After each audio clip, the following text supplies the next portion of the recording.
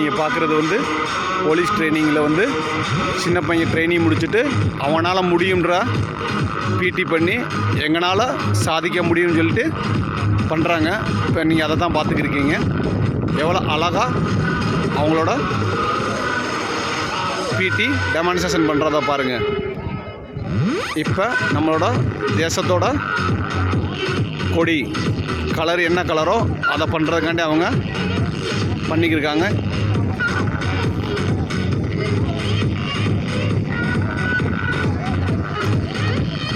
இவங்க பல நாளாக ரொம்ப கஷ்டப்பட்டு இந்த இதை பண்ணியிருக்காங்க. அவங்க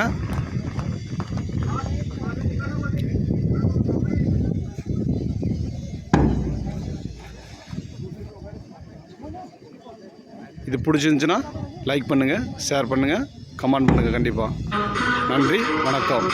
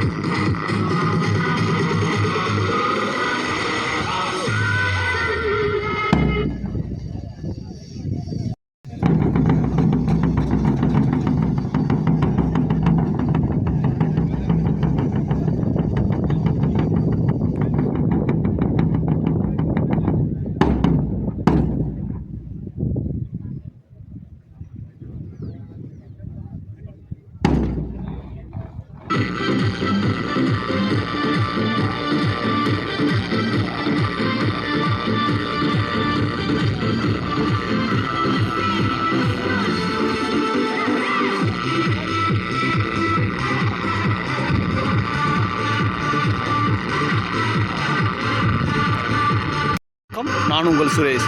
இப்போ நீங்கள் பார்க்குறது போலீஸ் ட்ரைனிங்கில் ஃபிசிக்கல் ட்ரைனிங் முடிச்சுட்டு பிடி பண்ணுறாங்க. இந்த மாதிரி மியூசிக் போட்டுட்டு நம்ம எக்ஸசைஸ் பண்ணோம்னா நம்மளுக்கு டயர்டு தெரியாது, நம்மளுக்கு ரொம்ப சோர்வாக இருப்போம் பார்த்தீங்களா, அதெல்லாம் தெரியாது. அதனால தான் இந்த மியூசிக் போட்டு எக்ஸசைஸ் பண்ணுறாங்க.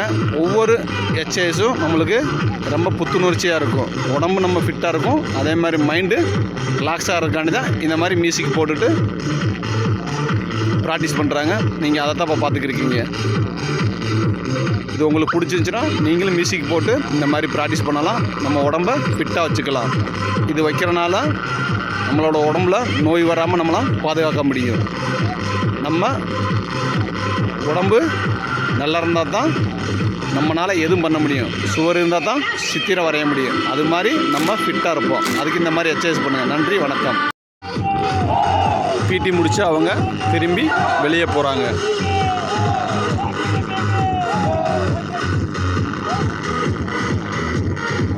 இந்த மாதிரி எக்ஸசைஸ் பண்ணுறதுனால மனசு ரிலாக்ஸாக இருக்கும், உடம்பு ஃப்ரீயாக இருக்கும். நம்மளும் ட்ரை பண்ணுவோம்.